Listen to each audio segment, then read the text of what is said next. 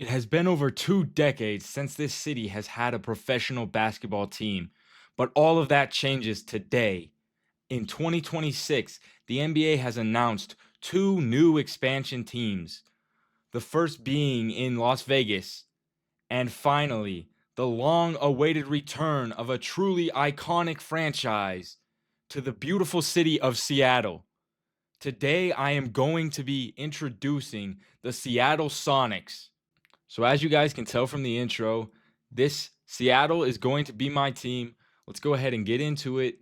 I'm excited to be playing here in 2K26. As we sim forward, we're going to see the Spurs and the Pistons in the finals, with Wemby averaging an absolutely insane amount of points, rebounds, blocks, steals, everything. Now, looking at the Eastern Conference Finals MVP, we have Cade Cunningham, who averaged an insane amount of points at 33, 7 rebounds, 7.8 assists, 1.8 steals, and zero point 0.4 blocks. Now, simulating the finals, we're going to see the Pistons in 6, with Cade averaging a 30 bomb and becoming the finals MVP. But that doesn't really matter for us, as we are going to go ahead and continue forward into the offseason, where we're going to show me giving the rival expansion team first, the Las Vegas Venom. And then, of course, now on this page is going to be the team that we are using, the Seattle Sonics by Schmoogie19. Shout out, bro. It's going to be the Seattle Sonics. Those are the jerseys. There's the floor. You guys will all see that in the next episode when we actually get into gameplay. And I mean, I absolutely love this logo. I love that little rocket, that little red circle. And now we're just going to keep continuing forward. I'm going to show you guys my settings here, which I'm going to be using the SGN MyNBA sliders by Sim Gaming Network. I feel like this preset always has the best, most accurate numbers. As you can see, I'm just kind of changing the minutes. I'm going to be turning off normalized plays to sim stats because I feel like it always fucks up. But it doesn't really matter because we're going to be doing 12 minutes anyway. Now, I'm also turning on rule changes so I can actually put my team into the franchise. And we're going to go ahead and sim forward here, looking at retirements. You know, you got some notable players. Kyle Lowry, I would say, probably stands out the most. And Klay Thompson, down at the bottom now, 4-time NBA champion. Now we're going to staff retirements where we only see one person. And then we're looking at jersey retirements where we've got 3 retirements: Klay Thompson, Kyle Lowry, and Derrick Rose. All 3, I think, really do make sense. Obviously, Kyle Lowry was a little bit shocking to me.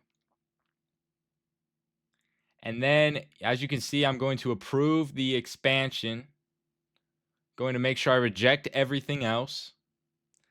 Then I'm going to go into League realignment after I turn off rule changes.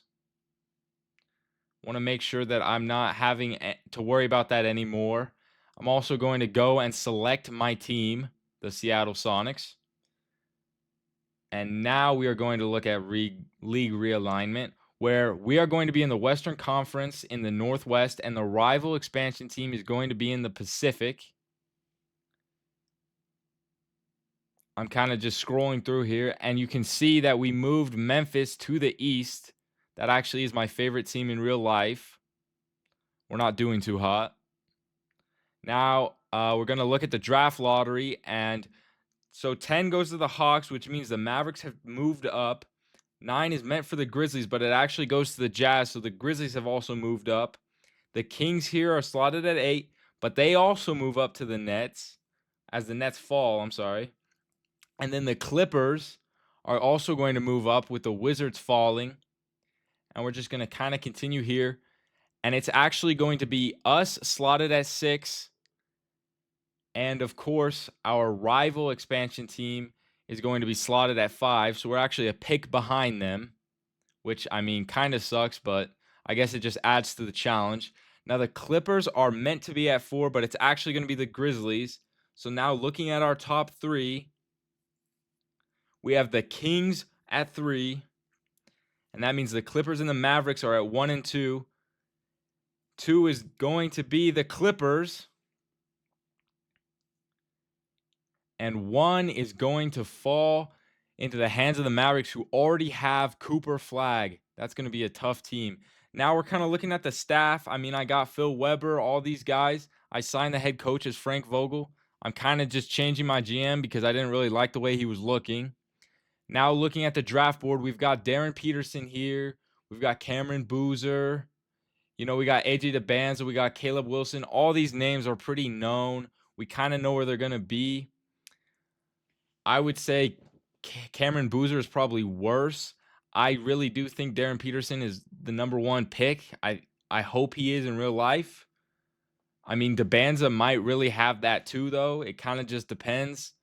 We obviously don't know who really is picking where yet. The lottery hasn't happened yet. And I mean, I was just kind of looking at the team, just trying to figure out who I was going to pick, And I was really saying if I wanted anyone, I wanted Caleb Wilson to fall. But also kind of based on where we're slotted, I was looking at Ade Mara, who is 7'3". But now we're going to be looking at the expansion draft. And I'm going to take my first pick, AJ Mitchell, a nice young piece. I'm also going to take my second player. As I was kind of just looking around, I couldn't really decide who I wanted. I stopped on Daniel Gafford for a little bit, but I decided to go with the 3-and-D wing of Aaron Nesmith. And yeah, I was kind of just checking out his three-point ratings, all that. The rival expansion team actually took Michael Porter and Jalen Suggs. But then I kind of decided to go with Daniel Gafford as our center. I mean, I really like his athleticism. And then I decided to go with another 3-and-D piece in Herb Jones, who was labeled as a lockdown defender. Then the rivals took Jamal Sheed and Malik Monk. And I kind of just continued moving forward here, looking for... I didn't really know what direction I wanted to go, to be honest with you. I stopped at Miles Turner, but he's making a little bit too much money. And I kind of already got Gafford. I was looking maybe at Julian Strother, but I already had those 3-and-D pieces already picked up. The veteran Luke Cornett kind of caught my eye. I was really thinking about picking him, but I decided to go with a nice young piece in Leonard Miller, someone we can build around for the future. And then at the next pick, I took Luke Cornett, the veteran. And then you can see the expansion team, Jordan Walsh. And then I was looking for some young pieces. I kind of stopped at Adu Thiero for a little bit, considered him, but he's kind of low overall for the position. So I decided to move forward. I mean, again, my thought process, I was looking for just a nice young piece who we could build around in the future. I really thought about Jan Hansen, but we already had plans of possibly getting a 7-footer in the draft. So I decided to go and pick up, if I finally get to it, Tyrese Proctor. And then, I mean, we're looking again, just not really sure what direction I wanted to go. I was looking at Grant Williams maybe, but I decided to go with kind of a tradable piece who was making a lot less money at only $6 million, and it's going to be John Kinchar. Now, the Venom decided to take Kyle Kuzma and Yannick Konen-Nickenhauser. And again, I kind of was unsure where to go here, so I had to figure it out a little bit. But I wanted another younger guy. And I mean, I really, no one was really catching my eye as I was going through here. But then I kind of stopped at Adu Thiero. I really thought about it. I was thinking about maybe moving him to the 2, but he didn't really shoot very good.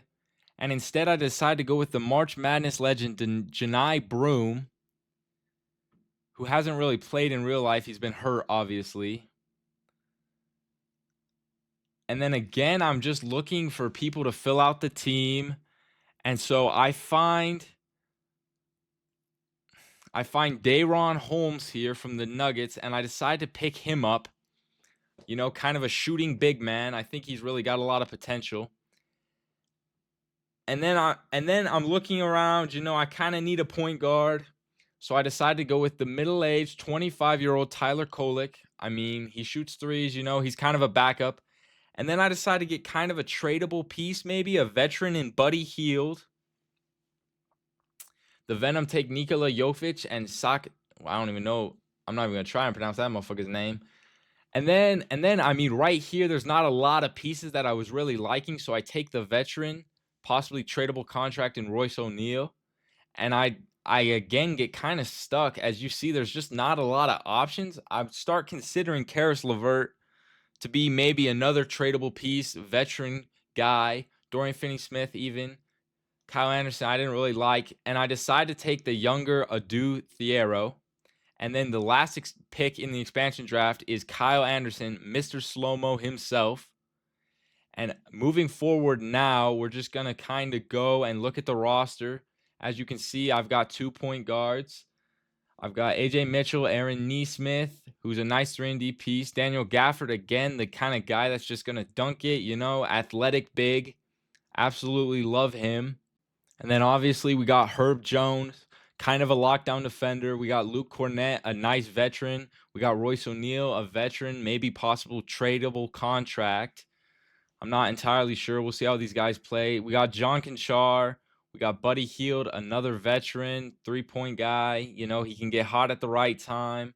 As you can see, I'm just looking at his stats, you know. And then we got Tyler Kolek at point guard. And so we had 3 small forwards. I kind of wanted to move someone to the 2. And so I decide I'm kind of looking at the 3-point to see who can shoot a little bit better than the most. And there's one guy standing out. It's Aaron Nesmith. So I decide to move him to shooting guard.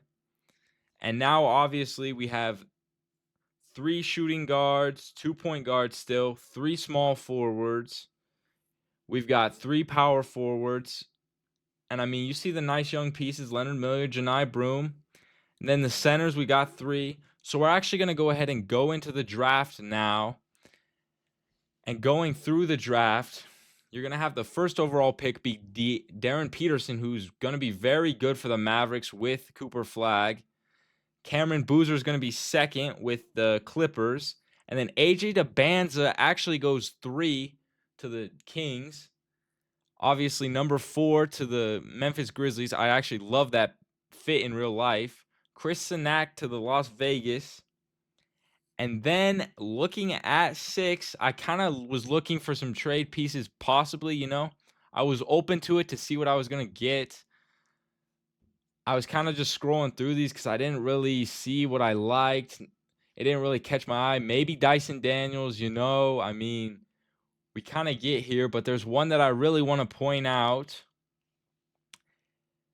And it's going to be, oh my goodness.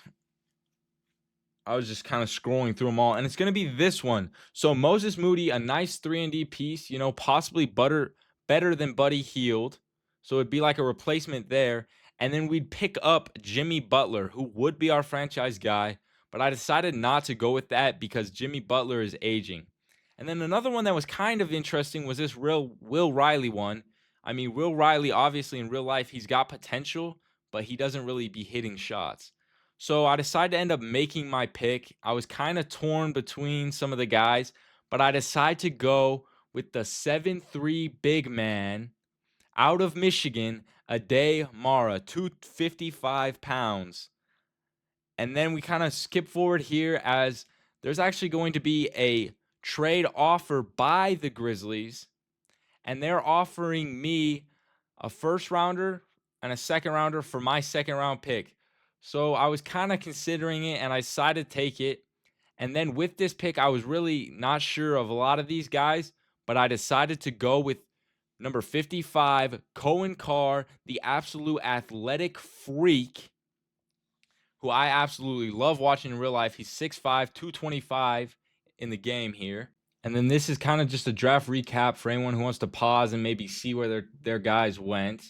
And we're going to go forward to our rookie signings where I'm going to pick up both pieces. And And then I'm kind of just overviewing the team. We got Cohen Carr, who I decided to change his number to number 5 from number 9, just because he wore that in high school. It's a little bit more realistic. I also decided to change his appearance. I kind of just changed his face and his beard. That's just for me. And then I'm kind of looking for someone to move to point guard here. And I decided to go with the best passer, which is going to be Tyrese Proctor. So he's going to be a backup point guard now, as you can see right there. And I'm kind of just looking at the team, and then I notice we have 16 players on the roster. We need to change somebody. So I decide Buddy Hield's going to be that guy. I'm kind of looking around, maybe trying to get a first round pick. And from the Memphis Grizzlies, this caught my eye. So not only did we already make a trade with them, but we're going to be making another one. And I was still exploring my options, but I decided to get a 27 first round, top 5 protected, and a second round pick for Buddy Hield, which I think is fine. And now we have 15 guys on the roster, but we have 4 centers. So I need to kind of make some changes. I decided to move Day'Ron Holmes because he can shoot and stretch the floor to the 4. And then obviously I kind of still got to reorganize it again. So I decide to move. I'm kind of torn between some of these options, but I decided to move the 6'7" Royce O'Neal to small forward. I think he will be a better piece than Leonard Miller.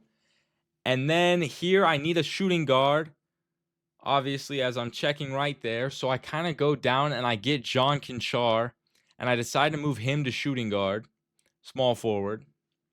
And then looking at the top free agents, you see LeBron went back to the Lakers, James Harden to the Cavs, Reeves stayed in LA but went to the Clippers. And I'm just checking his stats. And then Duran goes back to the Pistons, DeSumo back to the Timberwolves. Harris actually went to the Mavericks, which was kind of surprising. Peyton Watson to the Nuggets. Kelly Oubre back to the 76ers. And DeAnthony Melton actually went to the Jazz. So honestly, only 3 people switched teams out of like those top guys. And I was very surprised by that. Now we're kind of just looking at the progression. And you can see Tyrese Proctor went up a massive 6 overall points.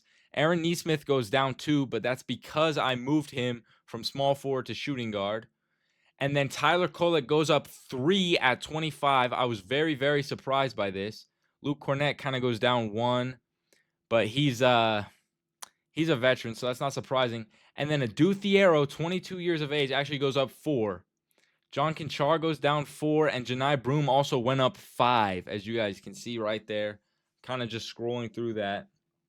I think John Conchar is going to be traded. I decided to make it a 10-man rotation, and I'm just messing with the minutes here, as I decide to give my starters 28 minutes, with the focal point being AJ Mitchell at 32. I kind of get rid of some minutes from Royce O'Neal, and I give them to Herb Jones. I get him up to 32 as well. I want him to be a nice piece for us. Tyler Kolek is going to be slotted with about 20 minutes. And I actually decide to take him out of the rotation, and I opt to put in Cohen Carr as our guy off the bench. We're not going to be winning games this first season. I'm expecting to rebuild. I want to rebuild around some of these young guys. And I want Cohen Carr maybe to be one of those pieces. Now, I'm kind of looking at Ade Mara. Obviously, he was our pick in the first round, so I want him to play. Gafford hasn't really had that kind of production, and I think Ade Mara might just have a lot more potential. So I decide to move Ade Mara into the starting lineup.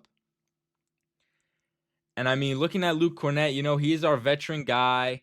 At first, I decided to give him 16 minutes. Ade Mara, I decided to give 28. Again, that's our starting lineup locked.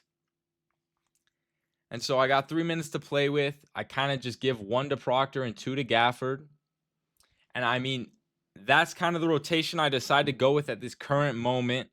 I will say I did kind of forget about Day'Ron Holmes, but you guys will see later on in the video when I actually put him back into the lineup. So now we're just going to be looking at some of the tendencies, and I'm actually going to bump up AJ Mitchell's to an 85. He's going to be our star. I'm going to also bump up Gafford a little bit to a 65-55. Herb Jones, I wanted to be a focal point of the offense, so I decided to bump him up to 75-70. And then Tyrese Proctor, I kind of gave him a little bit more touches. You know, he is a point guard. Neesmith, I bumped up a little bit. And the reason I'm kind of doing this is because with 2K, you want your guys to be fitting into roles. And obviously, the way to do that is tendencies. So for me to kind of fit my guys into the role I need their tendencies to match. I know a lot of people consider this cheating, but it's not really cheating if I'm not making it like an outrageous thing, you know? If I have a star, I want him shooting the basketball. So, and here I actually find Daron Holmes, and this actually reminds me that he's on the roster, and I kind of give him a little bit more shot and touch tendency just because I do want to see him shooting the basketball.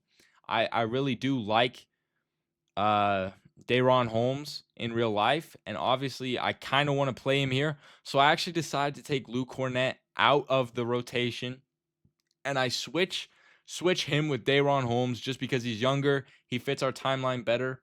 Luke Cornett's kind of just there to be a mentor.